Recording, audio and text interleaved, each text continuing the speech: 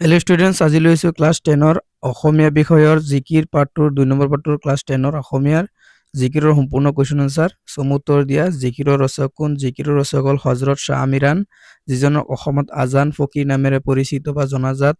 খ নম্বৰ, কোনবোৰ গীতৰ সৈতে জিকিৰ গীতৰ সাদৃশ্য আছে?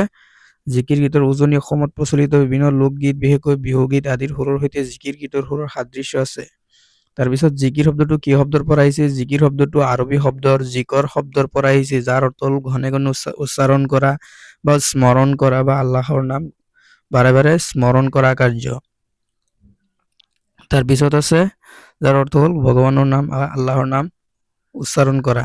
তাৰ পিছৰ কুৱেশ্যনত আছে তলৰ শব্দবোৰৰ অৰ্থ লিখা, অৰ্থ লিখিবলৈ দিছে। তাৰপিছতো চাই যোৱা শব্দ আৰু অৰ্থ দিয়া আছে যে ৰচুল, ৰচুল মানে ঈশ্বৰৰ প্ৰেৰিত দূত বা পুৰুষ, পয়গম্বৰ বুলি কোৱা হয়, প্ৰফেট বুলি কোৱা হয়।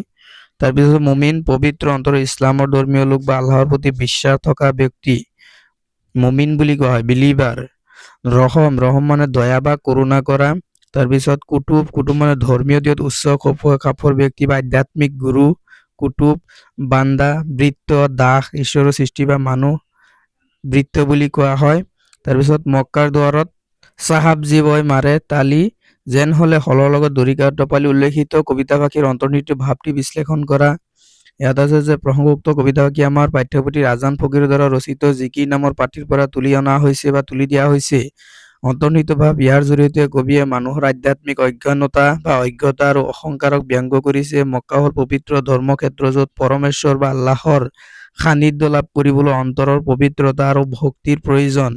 কিন্তু একাংশ জ্ঞানহীন মানুহে নিজৰ আত্মা বা জীৱনটোৰ আচল স্বৰূপ নজনাকৈ কেৱল বাহ্যিক আড়ম্বৰ বা তালি বজাই ভগৱানক বা আল্লাহক পাবলৈ বিচাৰে।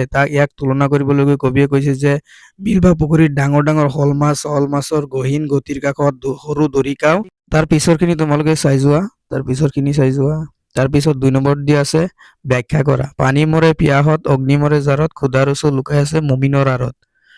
এই প্ৰসংগোক্ত কবিতাটি আমাৰ পাঠ্যপুথি অসমীয়া সাহিত্যৰ চয়নিকাৰ অন্তৰ্গত আজান ফকীৰৰ দ্বাৰা ৰচিত জিকিৰ শীৰ্ষক কবিতাটিৰ পৰা তুলি দিয়া হৈছে। ব্যাখ্যা, এই জিকিৰৰ জৰিয়তে এক গভীৰ আধ্যাত্মিক সত্য প্ৰকাশ কৰা হৈছে আৰু পানীৰ নিজৰ পিয়াহ লগা বা জুইৰ নিজৰ জাৰ লগা কথাটো যেনেকৈ অত্যন্ত আচৰিত আৰু হাস্যকৰ, ঠিক তেনেদৰে মানুহে ঈশ্বৰক নিজৰ বাহিৰত বা দূৰৈত তীৰ্থস্থানত বিচাৰি ফুৰাটো এক অজ্ঞানতা। প্ৰকৃততে পানীৰ মাজতে যেনেকৈ পিয়াহ পলোৱাৰ শক্তি থাকে, ঠিক জুইৰ মাজত উত্তাপ থাকে, ঠিক তেনেদৰে পৰমেশ্বৰ বা খোদা ৰচুল বাহিৰে ক'তো নাই, তেওঁ প্ৰতিজন পবিত্ৰ অন্তৰতে আছে। আৰু ইয়াকে বুজাব বিচাৰিছে এই উক্ত বাক্যফাঁকিৰ জৰিয়তে। মক্কাৰ দৰত চাহাব তিৰবিনীৰ ঘাট, বেহাব নোৱাৰে তাত মায়ে বেটে ভাত। উক্ত কবিতা কি আগৰটোৰ দৰে হ'ব যে আজান ফকীৰ দ্বাৰা ৰচিত জিকিৰ পাঠটোৰ পৰা তুলি দিয়া হৈছে। আৰু ইয়াত পবিত্ৰ ধৰ্মস্থান মক্কাক মানুহৰ শৰীৰৰ ভিতৰত থকা আধ্যাত্মিক কেন্দ্ৰ বা তিৰুবেণীৰ ঘাট বুলি উল্লেখ কৰিছে। আৰু ভক্তি আৰু কৰ্মৰ মিলন ক্ষেত্ৰ বুলি উল্লেখ কৰিছে। প্ৰকৃত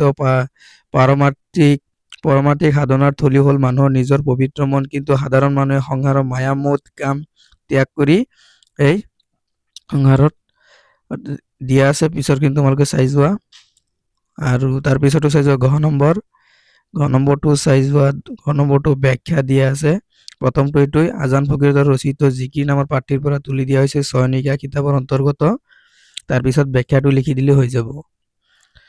তাৰপিছত চাই যোৱা, এইটো 4 মাৰ্কৰ বা 5 মাৰ্কৰ কাৰণে আহিব, গতিকে তোমালোকে লিখিব লাগিব। তাৰপিছতো চোৱা, তাৰপিছত এইটো যথেষ্ট দীঘল হয়, যিহেতু 5 মাৰ্কৰ কাৰণে আহিলে অলপ লিখিব লাগিব। তাৰপিছত আছে ভাষা বিষয়ক ব্যাকৰণ, গ্ৰামাৰ 6, সমাৰ্থক শব্দ লিখা, সমাৰ্থক শব্দ, মূল শব্দ, সমাৰ্থক শব্দ, চাইনোনিমছ লিখিব দিছে। সমাৰ্থক শব্দ আৰু এন্টোনিম মানে বিপৰীত। চিনটো মানে চিন্তা কৰা বা স্মৰণ কৰা, ধ্যান কৰা। তাৰপিছতো আছে ঘাট, ঘাট মানে নদীৰ পাৰ বা বন্দৰ।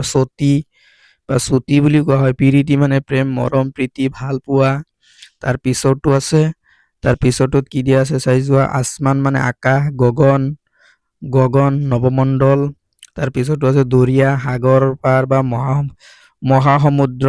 পিয়া, তৃষ্ণা, বাট, পথ, ৰাস্তা, মাৰ্গ, ভেল, শৰীৰ, দেহ, কায়া। গতিকে এইখিনি আছিল আজিৰ ভিডিঅ'ৰ মূল বিষয়বস্তু। পৰৱৰ্তী ভিডিঅ'ত আৰু কুৱেশ্যন